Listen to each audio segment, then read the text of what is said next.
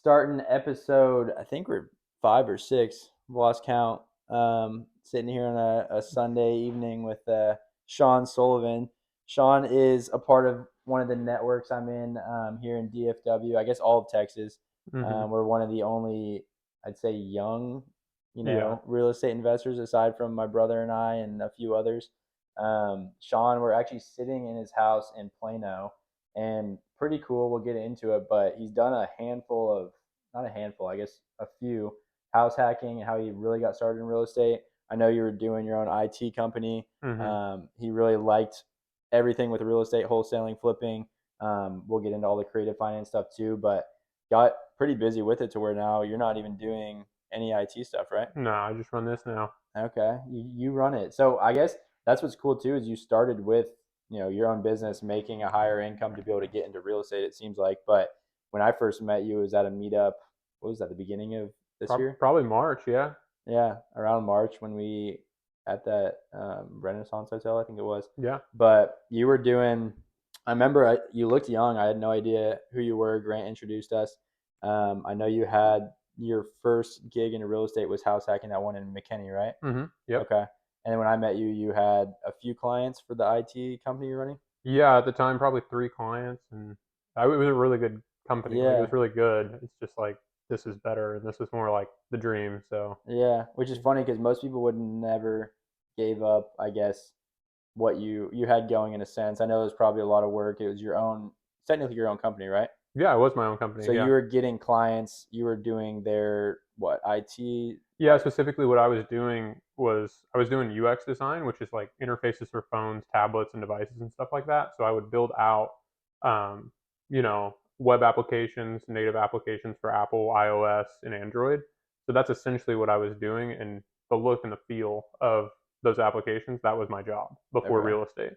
And you would do that for like, was it people's businesses that they would need help with, or was it like, Yeah. So for me, like most of my clients were like pretty large clients. And most of the time I had like 3 or 4 clients, and each one would push, you know, on a base like a couple 100,000 a year. So I was pushing in about at its peak like 400 grand. So it was a between really those three clients? like 3 or 4 clients at a Yeah. time. Yeah. When I met you, I remember I had 3 clients because I only ever that was at the start of this year. I only had 3 clients this year. Um, and then I just stopped doing sales for that company, and I Yeah. started doing sales for real estate because I was like, I kind of ran the numbers, and I was like, well, I'm doing one deal a month in real estate, and an average, that you probably told your audience like the Yeah. average deal size is like 25 grand, right? Yeah, So if if we're you talking wholesale flip, right? yeah. Obviously, there's deals we're doing that are less than that, but I would Hmm. say over the course of it, if you're pretty consistent, yeah. Hmm. Yeah, so like for me, I kind of started out in my IT company doing this on the side after hours because most of the time it'd be 6 or 7 in the night at night. I'd be done, and Yeah. like no one else is online for the IT company, so I'm not getting calls, I'm not getting anything. And then I would hop on my second job, which was real estate, and I was pushing like a deal a month. And in my first 2 months, I got one deal that was like $10,000, and then I got another one that was 20 grand, and then we have the same mentor. So Grant's like, I don't know if you call Grant your Yeah. mentor, but I would call him my mentor. So I pushed 10 grand with Grant, and he got 10 grand. And then another one, we got 20 grand and 20 grand. And that's when I was like, shoot, like I'm doing this an Yeah. hour at night on the side, and I'm making like, a little Yeah. more than half of my IT income. I was like, what if I did this full time? Right. And then I kind of stopped doing sales entirely for the IT company. Yeah. So, that was Did a you sales based did you business. have like employees when you were doing the IT stuff? I didn't. I think I would have gotten there. Yeah. I was probably getting close to probably hiring someone like in the Right. Philippines or overseas, kind of like we Right. would for real estate with a VA. Just I'm sure I would have to pay more. I was Yeah. really thinking about looking into it until I ramped up real estate, and then I ramped up real estate, and then it was like Yeah. You kind I of don't too know, stuck. because I ran that company. I ran it for like a year and like 3 months. So I didn't Right. run it very long. So it was kind of just like I was running this thing and it was going great. And I probably still could have ran it. I just Yeah. didn't want to as much as I wanted this. Right. So, I think it's the biggest thing is like also enjoying what you want to do. That's the same thing with the solar. Is like I did well. I don't think anyone was expecting, or I was never planning on leaving doing it. Just like don't fix if it's not broken. hmm I don't know if I used that term right, but don't broke whatever is fixed. I don't know. No need to fix it if it ain't broken. Yeah, exactly. But that's what I thought I was interesting too, because I'm like, if you can hand that off, like as far as the business side, a lot of people look at real estate too, especially in like Pace's community. Like, how can I get businesses for zero down, or how can I hand it off and just have that cash flow run without me having to be in it day to day? Which Mm-hmm. maybe you could go back to, because like you know how to do all that. It's Mm-hmm. like, what if you get those clients back and you can, Yeah. find back? Which you could always go back to do that, which is probably what you were thinking in Yeah. a No, I sense. mean, that was my thought. Like I can ramp it back up. Like, so like my original journey for like into that, I was working just as a normal employee right out of college, but um, I don't know if this is other people's Yeah, experience, but I had a ton of spare time, right? yeah, And how I fill my spare time is like looking for ways to make money. yeah, That's how I do it. Other people do other things, and that's yeah. fine, but that's just what I do. Um, so in that spare time, I started just getting clients on the side. So Yeah, I got 2 clients, and then I signed a third one in like a month, and then I was like, well, I'm going to quit yeah, my job, and that's how it happened in the IT company. that's so So it was a cool. little bit crazy in a matter of like a month or two. Yeah. It was like there's no point in staying at this Oh yeah. job because I was doing IT sales. But I think like with the nature of our business or any business, especially when you're an owner, it's really hard. At least for me, from my experience, it's been very hard to automate the sales funnel of a business. Yeah. Like I kind of have to spend a lot of time there. Hence why it's very difficult for me to run an IT business as well as my real estate business. The work itself, especially in the IT side, is rather easy Yeah. because once you get it and you can do Right. it, you just do it. Kind of like real estate too. You know, we're domain subject matter experts, so it's pretty easy for us to like kind of see an exit strategy on a deal or something like that. It's like that with any Yeah. business, I think. I think what's cool though that you pointed out that a lot of people like, especially our age or just in general, they don't look at their free time is like, okay, I'm gonna go home. I'm finally done. I'm gonna like watch TV and do nothing else. Which like once you see the potential, like you, Hmm. when you pick up 3 clients and you're like, oh shoot, there's like I can just do this on my own. I don't need to go work for someone else. Then Right. it's like now you have uncapped, potential with income, you running your own schedule. And then a lot of people don't ever look at that. They're just like, oh, I want someone else to tell me what to do, which is fine. Like if you like what you're doing, that's great. But like you use that free time. I feel like every time I see people that are successful in something, it's like they did it outside of hours. Like you were cold calling after work, or Mm-hmm. you were picking up clients while you were doing your Mm-hmm. W 2 job, and then it allowed you to get into a space where you can now buy real estate, run your own business, Mm-hmm. and do all that, which is crazy. But yeah, I thought that was interesting. We haven't even touched on that real estate part, but running your own business in a sense, like doing Mm-hmm. that first probably helped to where now you feel comfortable. Okay, Mm-hmm. I can go run real estate on my own now Mm-hmm. without having necessarily another income source. Yeah, and I think for me, like you kind of touched on a little bit of like working after hours and stuff like that. Kind of growing up, like my family, the way we are, we kind of had a couple sayings that like are kind of ingrained in me. One of them is like you'll either find a way or you'll find an excuse. So like, if real estate's your dream, right? Yeah, You'll either find a way or you find an excuse. Like for me, like I believe like if it was my passion, I could send a rocket to the moon. It's yeah, just a matter of wanting to do it or not. Like ultimately that's what I feel like. And then the other one that my family had that really ingrained in me was if it's meant to be, it's up to me. So yeah. it's like it's I've all heard kind of that the one. same. Yeah, it's all kind of the same where it's like you kind of make your own world, you make your own reality. And that's really been ingrained in me. And like, you know, I kind of approach, I think I probably approach real estate in the same way that you did, where it's just like, I'm going to attack this thing with brute force. And that's how kind of I do everything in life. Like, I'm not here to like We love brute half it. force. Yeah. But I guess as far as that goes, that's cool that you're able to do that. So you're 25, right? 20, I'm 24 and I'm turning 24? 25 in January. So I'm pretty Okay. close. Yeah. So Yeah. you're about a year older than me. You went to, was it UTD? Yep. Okay. Big basketball player. You're rocking like, I guess that's a UTD shirt. This is my UTD That's what shirt. happens. You Yeah. go to UTD and you don't I go to know. OU. Yeah. You When get they a don't bunch of have football to support, you're wearing like a Comments shirt. with a bunch of Um, weird colors and yeah. stuff. Y'all got uniform color. Yeah. We have the weirdest mascot. They should look it up. What is it? It's For called you, T-Mock. T-Mock? Yeah, Okay. We won't go down that whole yeah. rabbit We hole, but won't, but they might. Um, but anyway, so we met up. Obviously, you were doing successful business on your own with those clients, pretty much running it on your own. And then I think you saw, some of the stuff that we were starting to do too, and you were closing Mhm. some deals with Grant, and you were like, Yeah. I saw that light bulb in your head. You're like, dude, I can make like, more money maybe doing real estate, which if you like it too, that's a plus. But I want to go back a little bit because we're sitting in a house that Sean owns that's super cool. That this kind of blows my mind how he's one comfortable doing this and how he got it to work and has great roommates. But basically, he's house hacked. What is this, your second or third house? This is the second house that Okay, I bought. Yeah. second house that you put. So first one you bought in McKinney. That was how many years ago? That was my first house I bought, and that was January of 22. Okay, so not too long ago. Hmm. So you bought it.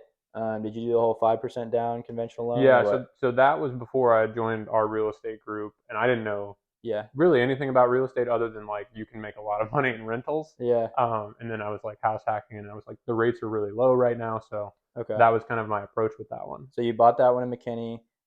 Did you have people already set to room with you? Was it like a No, I didn't. We talked about this like briefly when you kind of like walked in because um, I have roommates obviously, so yeah, it's something that people ask. I meet all my roommates online. yeah. So So how does this work? So I'm thinking about this because I like had a few friends. I was about to house hack in North Dallas house. Probably last year. I talked about this in the other one before I knew what creative finance was. It was hmm right when the rates went up, so I was hmm like, oh crap, and I backed out of it last minute. But you you went on online. So what do you go to? Was it roomies.com? What's it called? Yeah, so if you're looking to house hack, I can kind of pretty much tell you how to do it as someone that's really experienced on it because I've had probably 10 roommates. Hmm. You want to market it on roomies.com and you want to market on Facebook Marketplace.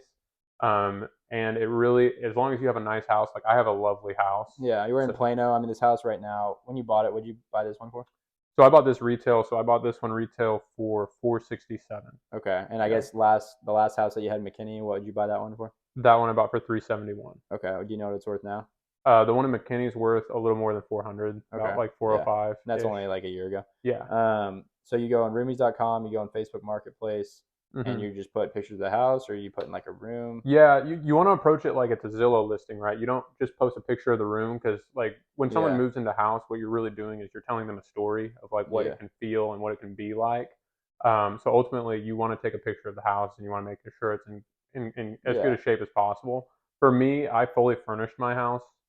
If you're a younger person, that's always a plus because you ideally, I would think, want to room with younger people, and a lot of younger people don't have furniture. yeah. And you can get furniture like reasonably cheap off of Facebook Marketplace as well. Hmm. Um, for me, I got my furniture like through a stager, and I just got my house staged because Gotcha. ultimately for me, my McKinney property because we tried to do some rental arbitrage on it.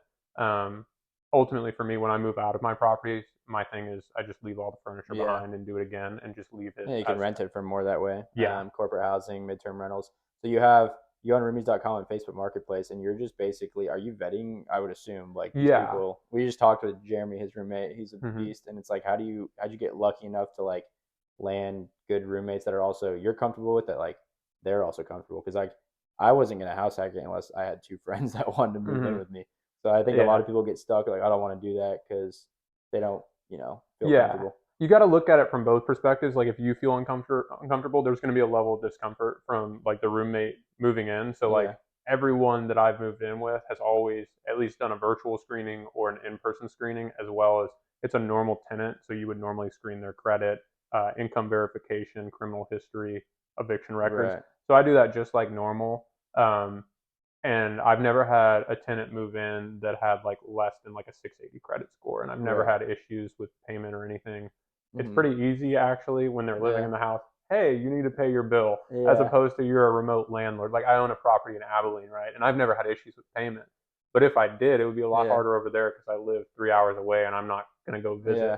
Whereas like I can walk down the hall and be like, "Hey, you haven't paid. Let's get that done." Put a sticky note on the door, eviction out by the 5th. Yeah. That's crazy. That's sweet. So how is it? So you did that with the McKinney one for a year, and then you moved out and pretty much did it again. I lived in McKinney for like 4 months. Okay, 4 months. Yeah. So I lived in McKinney 4 months, but in those 4 months, I started my IT company. Gotcha. So like, I'm sure a lot of your like people that listen and people that are in real estate know you can't buy two owner occupancy loans in Yeah. a year. technically. Yeah, but if you have valid, if there's some sort of reason you had to move or whatever. Yeah, so I just told them it's not reasonable for me to live here on this income anymore. Yeah. Which wasn't a lie. Yeah. It's just not a truth either. Like I could have Yeah. lived there because it's no problem, but it's like my Yeah. income tripled. So it's like, Right. And you yeah, could be closer to work. It could be a lot of valid variety of yeah, reasons, right? But so now you live in this one. You put another, was it 5, 10% down? yeah. I put 5% down on this one. Yeah, Okay. And you just had the credit score and everything, the work history to do that, or did you? yeah. I have I have like a perfect credit score. Yeah. It's probably like I don't check it, but it's probably like 800. That's the beauty of what we do Probably. is we don't really have to check our credit. You know, Yeah. like it's not important. When we're doing deals now, yeah, we don't even go through a bank, which is cool. So these first two you did through retail on market. Mm-hmm. Obviously, was when the interest rates were lower, so it worked well. But even if it was higher, I mean, your house hacking this one, he has 4 bedrooms in this house, 3 bathrooms. Mm-hmm. Jeremy's in one room, you're in one room. You each have your own bathroom, and then you have 2 girls, right? Yeah, 2 girls too. So Yeah. they have their own rooms and sharing a bathroom. Yeah. How much is everyone paying you rent? So Jeremy pays 900, and then Yeshi pays 900, and then Giovanna pays 850. Okay. And then my She just monthly. got a discount or what? It's just kind of like the time that things come in. Yeah. You know, I was like, When I you're had marketing it it, yeah, stuff changes. I had it at 900, wasn't getting enough traction. Like they all came in at different times, and so I was like, I'll just drop it to 850 to just get a little more traction and get it done. Because for me, it's like I just kind of want to get it out of the way. Right. You know, that's a pretty minor part of my income. It's nice, you know, Yeah. like I need it, Yeah. but like Yeah, you just want to get it filled. Yeah. So you're basically 900 times 3 was 2,700, and then what's your mortgage on this house? My mortgage is like 3,300. So, Okay, damn. Yeah. So you're basically living here for like 650, $600 a month. And then when you count principal pay down, I get 500. So Yeah, if exactly. you count that, I'm really paying like real 100. Right. And my when I house hacked in McKinney, with the interest rate being even lower, that one, the mortgage on it was 2,100, and I actually the master. You haven't been to that house, but the master is just massive. Yeah. So I had 2 brothers live in the master, and they paid me 1,200, and someone else paid me 800. So I was literally living for $100 a month for like the entire time I was there. Which is crazy. And I think so many people right now that are young and they want to get into real estate and they always hear house hacking. Like what I would do is I'd buy a fourplex, I'd live in one unit, I'd rent out the others. It's like kind of hard to find a fourplex. Very hard. Very hard to find even like a duplex that you'd want to live in, let alone like that gives you the separation of it. So you can get creative there, but you got to live in maybe area you don't want to. Whereas single family, it's like you can find a house anywhere probably, even at higher interest rates. Rent out the other 3 rooms and cover majority of your payment. Now you have what you were saying, principal getting paid down, so you're gaining equity in the house. You're living for almost free or way less than what you could. You have a house. You find cool roommates or people that you can, I know my friends pay me. Yeah, exactly. How great is that?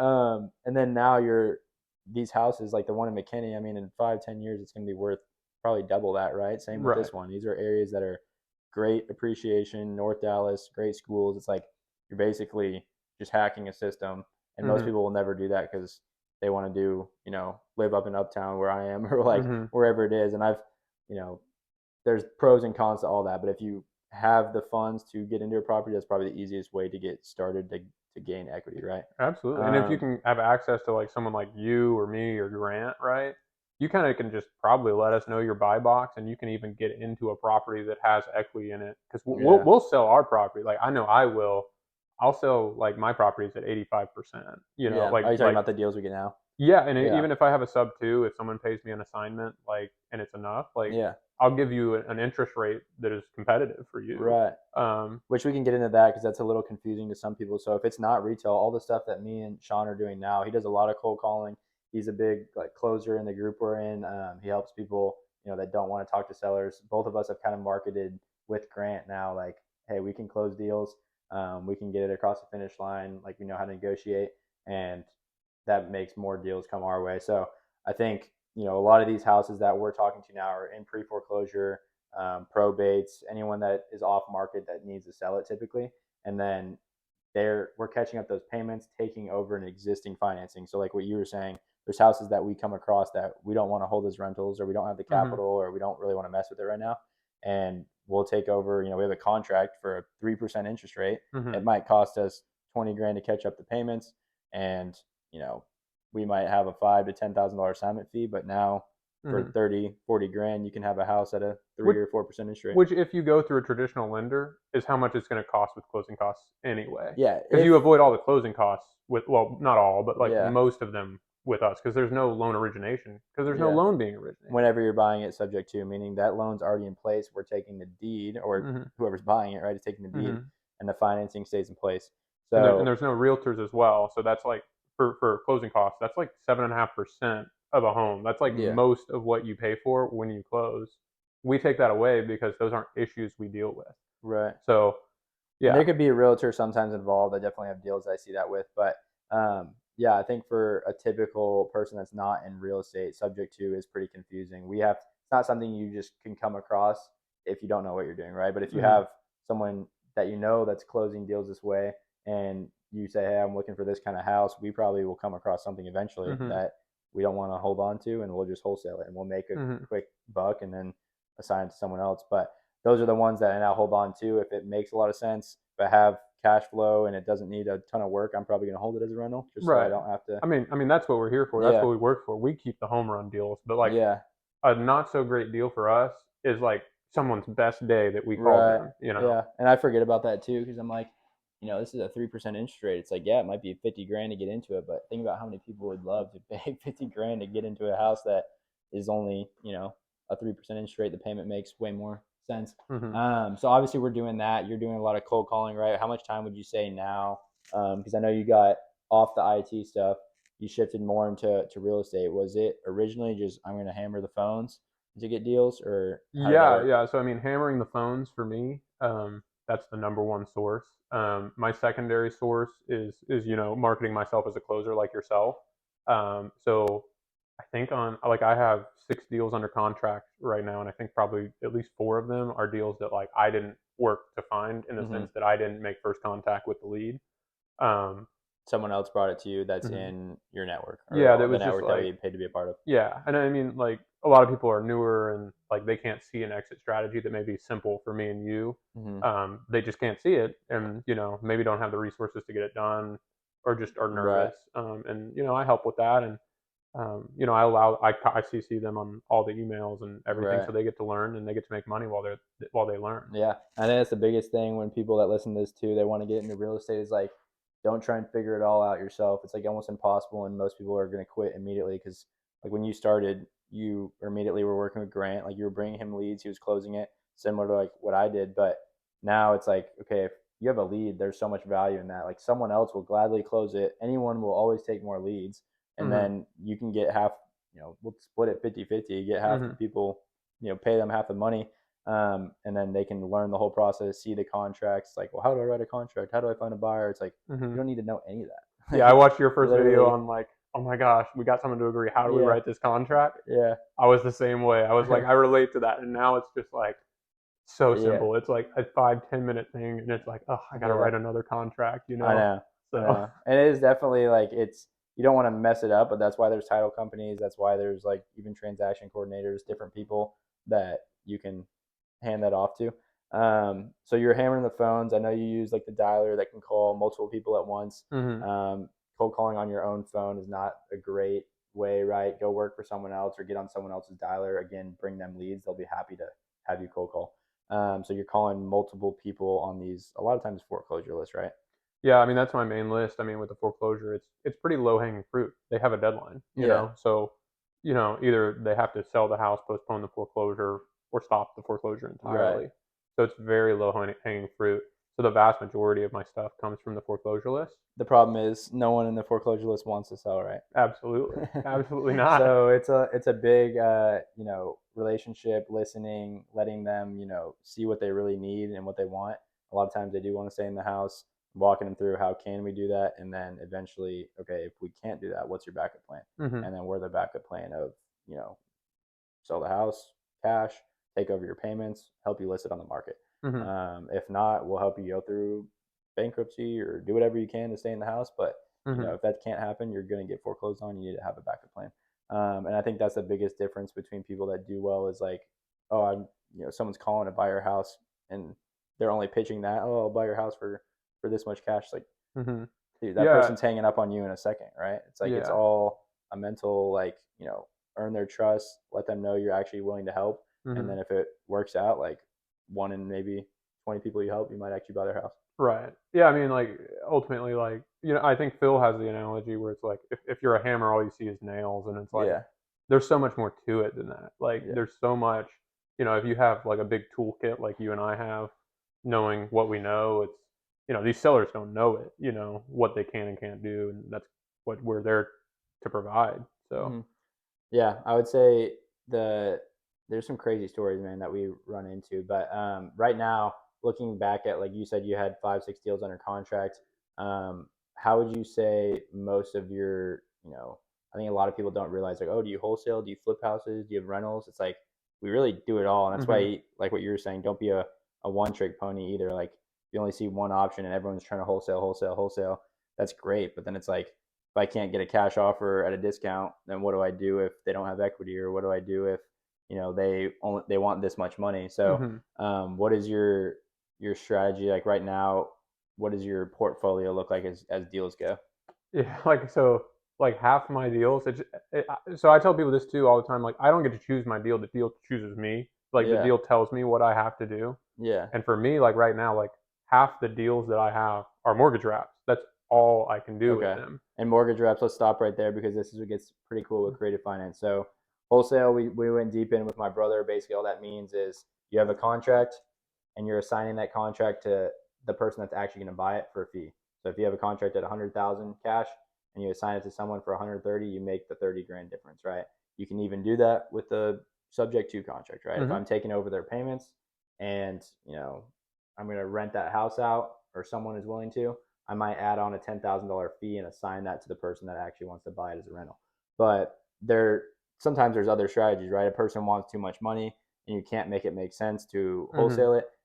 So for you, a mortgage wrap, this blew my mind when someone taught me this, and I've gone on it a little bit in Oh, detail. But same here. yeah, When I learned this was like the game changer for me. yeah, I was like, oh my gosh, I can yeah. like it's free money, you know? Yeah, and it sounds everything sounds super easy, especially when people are talking about it. Obviously, there's pros and cons to everything, right? But mortgage wraps will go quick 5 minute detail of how this works because you got like four in the pipeline right now, right? Yeah, yeah. I had a couple I was working on recently. I closed on one and ended up just doing a rental because the wrap buyer fell through, right? But you're closing on a property subject to the mortgage. So let's use one of these for example that you have. Which is the latest one you have that you closed on? Um, yeah. So I have one. It's in LaPorte, Texas, Okay. and I can give the details on it. Was it a So foreclosure? yes, yes. Okay. So he So was like how far behind was he? yeah, he was like 13 behind, and it needed like 20 grand worth of work too. Okay. Okay. And it was like a $300,000 ARV house. Like Okay. so that 20 So grand would get it to 300. if it was put into perfect condition, if you put the 20 grand of work into it, the house is worth about 300. Yes. Okay. You catch up 13,000, right? You stop his foreclosure. Mm-hmm. You buy the house subject to the mortgage, meaning you take over his payment. So you have the deed, you own the house. What was his interest rate? He had I believe it's either 325 or 365. I can't Okay. remember. In the threes, which is unheard of right now. So you're now 13 grand into the deal. You take over the payments. You put 15 to 20K into work. Yeah, Okay. So you're about 32, 33,000 into it. yeah. Okay. That's about where I'm at. Your monthly payment is what? So that one has a $1,600 monthly payment, which Okay. on a $300,000 house, Yeah, that's like if crazy. you look at that, those things would rent. Like this thing would rent for like 2,300. Like I Right. could keep this as a rental if I Which some wanted. people like that, right? Because here's the difference now. Mortgage wrap just means I'm going to take that and sell it owner finance. So you Mm-hmm. have the 1,600 a month payment, you Mm-hmm. have the 3.5% interest rate, and then you put in the work, you made it look pretty good, and now you're going to go market it to owner finance buyers at what, 300, 310,000? Yeah, so we're gonna market it at probably 300, maybe 310, with like Mm-hmm. a $30,000 down payment, Okay. which we're in it for 35, let's say, Yeah. and then we have closing costs and realtor fees, etc. So it'll probably balloon up to like 50 is what we put all in, Mm-hmm. right? But then when we generate this wrap, right, our underlying payment's 1,600, but the new payment is going to be like 2,500 Okay. plus. So stop right here. So basically, a wraparound mortgage is why it's called a wrap, right? So now you have this house listed on probably like Craigslist, for sale by owner, whatever, Facebook Mm-hmm. Marketplace. and you're marketing it to someone that can't get a typical loan, or maybe they don't have that kind of money, they're contract workers. So they're looking at you and you're saying, okay, for a $310,000 house at 8% interest rate, right? Was that what you're marketing it at? Yeah, we'll get 8 to 10. Don't choke. Sorry. So 8% interest rate, $310,000 house. You can bring me only $30,000 down. So for them, pretty reasonable down payment. They don't have to get a loan from a bank, and then that payment would come out to be about $2,500 a month, right? Correct. So your payment is only $1,600, right? You actually don't even have the responsibility of taxes and insurance anymore. So you have the principal and interest, and then you pass the taxes and insurance to them. If they bought the house at 310, they pay 30 grand. So their mortgage balance is now what? 270, 280 is what it'll end up being. 280, and your principal balance on the underlying note, it's like 215 right now. 215. So you basically inserted. This is crazy. So it's hopefully going slow enough for people to follow this, but you get paid 3 times on a wrap. So he closed on it, right? And now he's going to get a down payment from a new owner finance buyer. So he's going to get most of that money back on the down payment. He's now going to make the difference between the interest, the 3.5% and the 8, so that $800 a month or whatever it is, pure cash flow. And then you've inserted $70,000 of a principal difference between your underlying note and theirs. This is called a wrap because it's a mortgage wrapped around another mortgage. Yep. So now you don't own the house. You sold to them. So, the other part is I don't have any responsibility. So when the water heater goes out, they're not calling. You don't call Wells Fargo. When your water heater goes out, that's on you. That's the other part. It's like 900 clean cash flow. Meaning you're not. That's purely passive, right? Nothing was passive to get to that point. No. But once you get it, you're making $900 a month, right? And they own the house. They're not calling you about the toilets, like you said, the AC, the whatever. But you're also not getting the tax benefits or the appreciation from any of the value above that, right? Yes. But the one thing that you gain even more equity in is my mortgage that I'm generating is at a higher interest rate than the one that I'm assuming. So you have 2 mortgages. My mortgage actually goes down faster than the one that I generated. So I make an additional on this house. Probably it's going to end up being an additional $300 a month per month until it's sold. Right. So I'll have that built-in $50,000+ spread, plus I'll make the $900 a month, plus another $300 per month until it sells. So if it sells 5 years from now, I get 300 times, five years is 60 payments, so I get 300 times 60, give or take. So I get another 18 grand there. When it's refinanced. So this is like, it is pretty crazy. I wish we had a whiteboard. I need to get one of those, but. You probably should make a video just on this, because this is as complex as real estate gets, in my opinion. And there's always more. You can do this with bigger, larger scales, whether it's commercial, multifamily. But basically now your payment that is at $1,600 or was, right? Your principal balance is $215. Since your interest rate's lower, that principal is getting paid down much faster than theirs. So that spread's actually getting larger and larger. And then you get that payout whenever this new homeowner decides to sell or refinance. So say it's 5-6 years down the line, they might have a house that's worth $400 grand. They'll get the difference of that, but then they'll pay off your note from the difference, right? So you'll get paid out the $70,000-$80,000 that it is in there. Right. How's it going? Good. We're running a little podcast with Sean. I know. We got it filming here, but we're almost done. No, you're good. Okay. We'll pause it there. Okay. So as far as the mortgage wraps go, how many do you have going right now? So I have one that's completed. I have one property that I own that I'm beginning marketing on probably literally tomorrow or maybe Tuesday. This is Sunday when we're filming this. So hopefully, by Christmas or, it's a slower season, maybe by January it'll be complete. So I have that one, and then I have 3 other ones that I have under contract. So I'm looking to get 5 done. Okay. And in total, that'll probably be $1,000 to $1,500 worth of cash flow.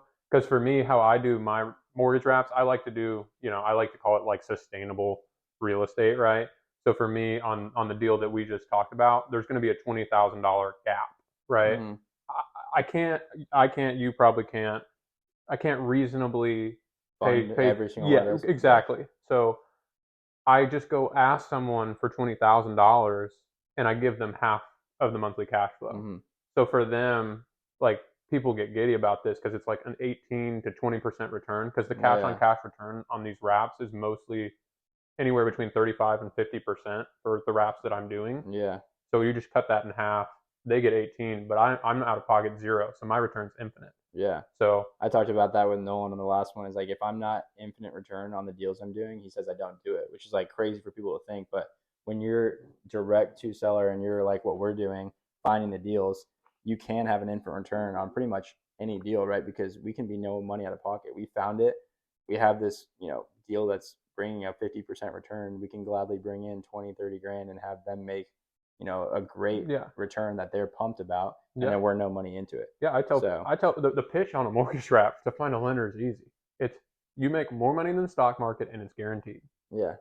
And well, I think a lot of people ask about this is like you're selling it to someone that doesn't have, as good of a credit score maybe, or maybe they're contract workers. What happens when they don't pay? And then like this is where it gets crazy too, because this This is is the like best part. obviously not what you want to happen. But when people say that, what happens if they don't pay? It's like, okay, say it's a year down the line, this person starts falling behind and they miss their payments, and now what do you do?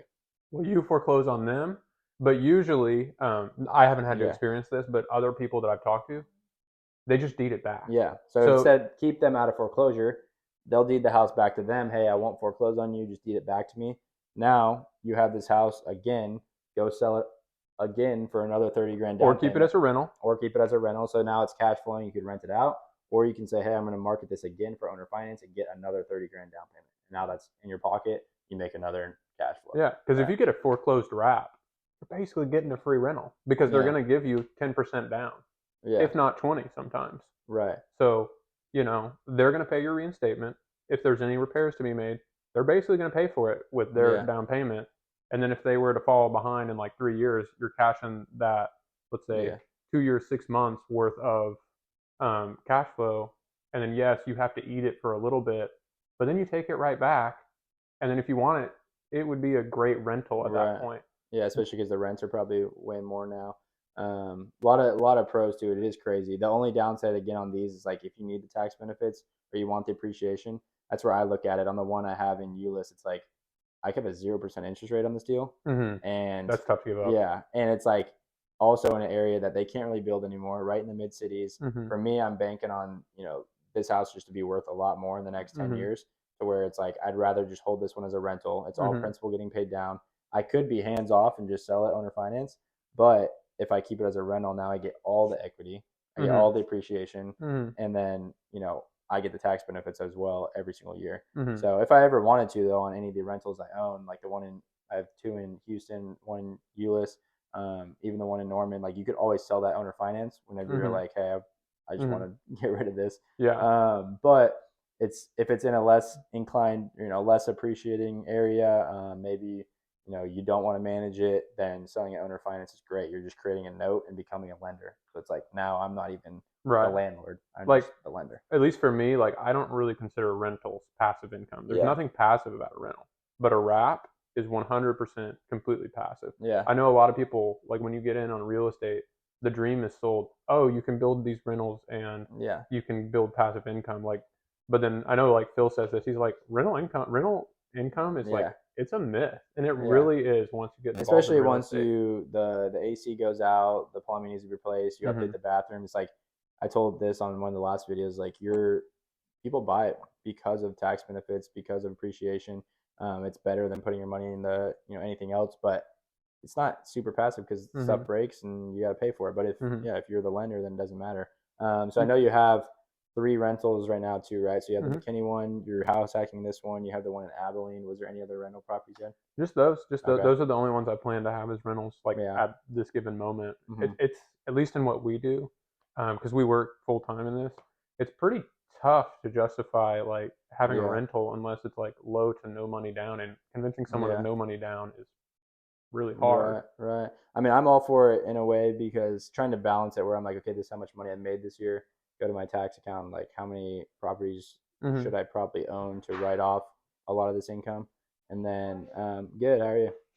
And then I think the rest of it would be like doing Sorry, we got more people, roommates walking in. It's just Um, a wild time, man. yeah, I know.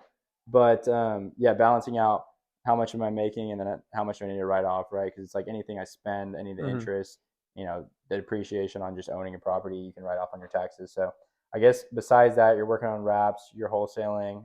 Most of our income is probably coming from wholesaling on, For you me, know, flips. flips. Okay. Yeah, So, I've only gotten like one wholesale, but I have like yeah. So you've partnered 5 with flips. some people that are now flips under, construction or you've closed on already and Yeah, now you're waiting to resell them. yeah, I have like multiple hundred thousands in flips, like profit just sitting there. And Yeah, which it is flip. tough. So have you've done a flip? I'm Yeah, we have some flips, but the same thing. I don't actively work on it because I have so many, like, I'd say bird dogs or lead setters bringing me leads. Mhm.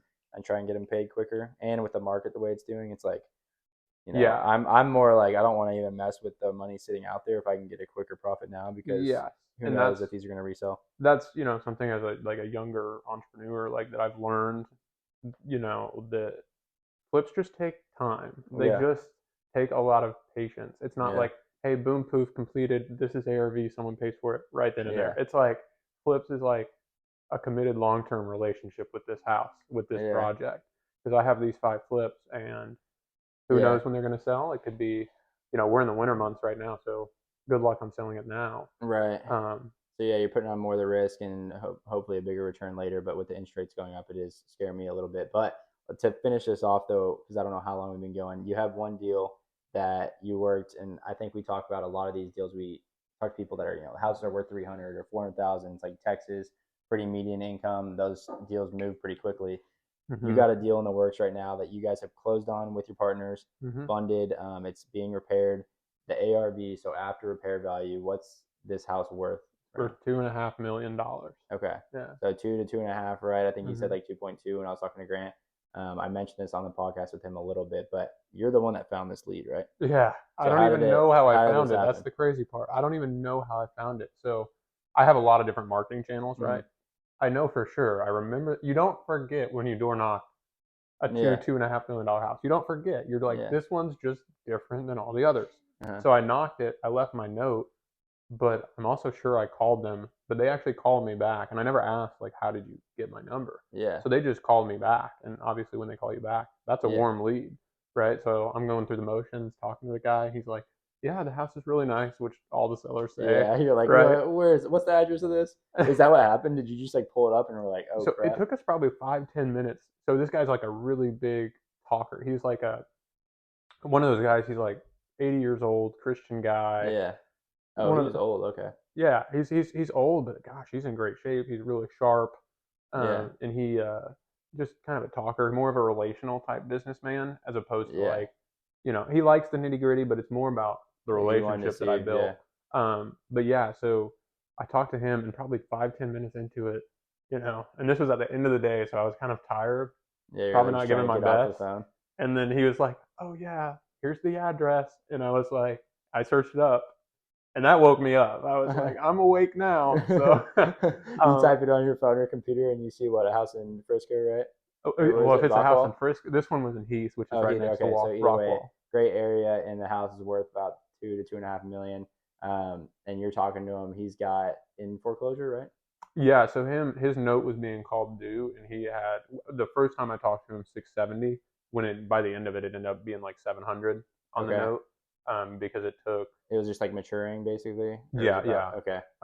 They were calling the entire note due, because I think he'd gotten a loan mod before or something like that, Gotcha. and the lender was just like, "We're cutting bait with this and Okay, getting so rid of it." basically, he's behind on payments at some point, and then now they're just saying, "Hey, you got to pay it all off." Basically, Yeah. sell it. So you got on the phone with them. You're walking them through some options. Like, how did you end up Hmm. getting the deal closed?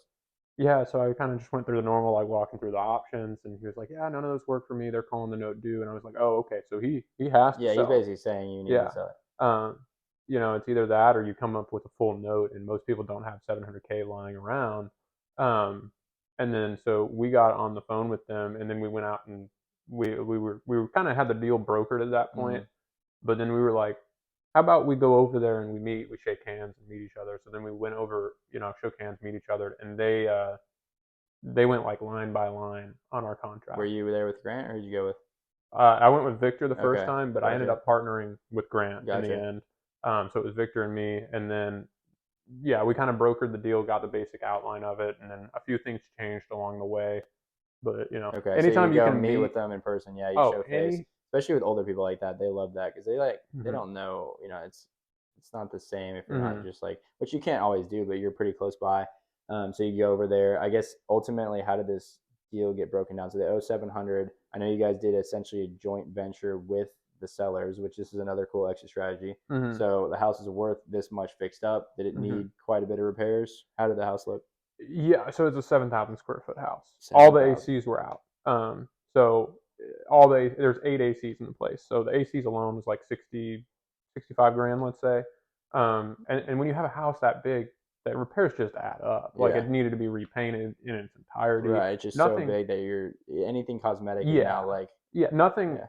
major was done other than obviously none of the main 5 systems other than the ACs needed like replacement. But it's just like when you have that big of a home, the cosmetic repairs and just everything adds up. So our repair budget, I know we checked in last week and we spent 210,000 on, 210. yeah. Oh my goodness.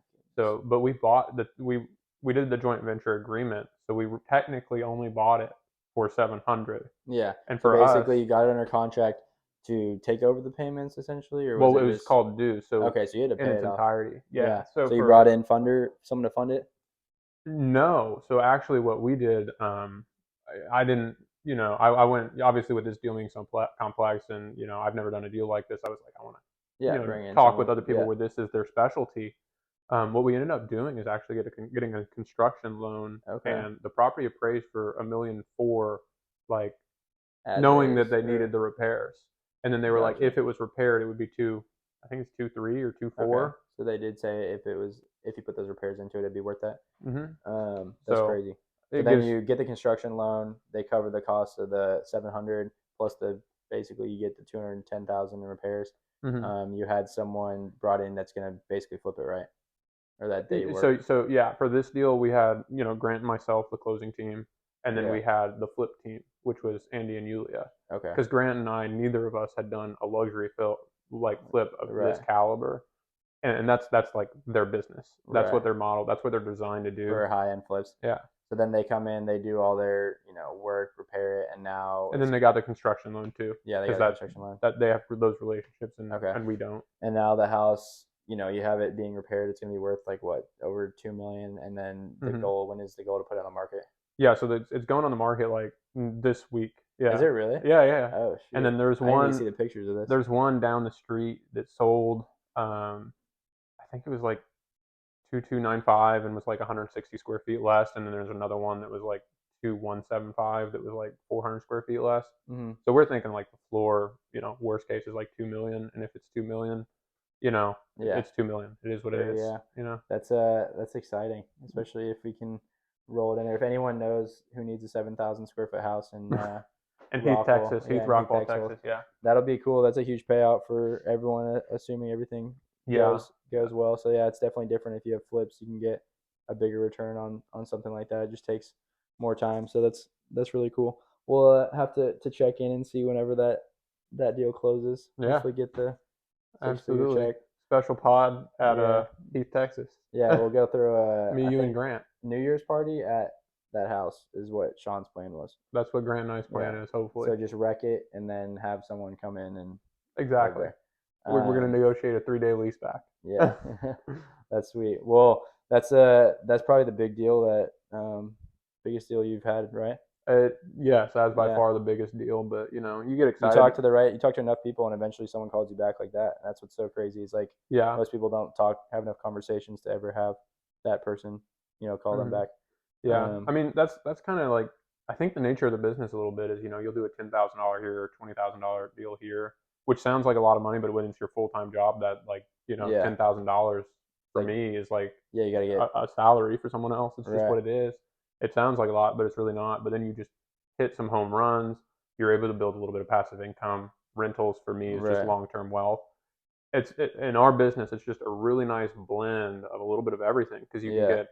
you can get the like basically the salary money, flips and wholesales, Hmm. and then you can get the long-term wealth and the rentals, and then you can get the true passive income in the wraps. Yeah. So you can Or get there's a anything lot. Airbnbs, like a lot of Yeah. different strategies, but or just passive like lending. If you have the money, then it's like lending on other people's deals. Yeah. See, I don't think either of us have even gotten to that level, but like, for me, that's my end game. That's all I want to do. I don't want to do this the rest of my life. Like, exactly. sip a margarita in Costa Rica, and lend out $1 million or $2 million and make a couple $100,000 a year. It's a good life. That is. Well, cool. I know I don't want to go too deep into it, but congrats on all the success episode, whatever this is. Yeah. Out. I'm just trying to catch you. Thanks.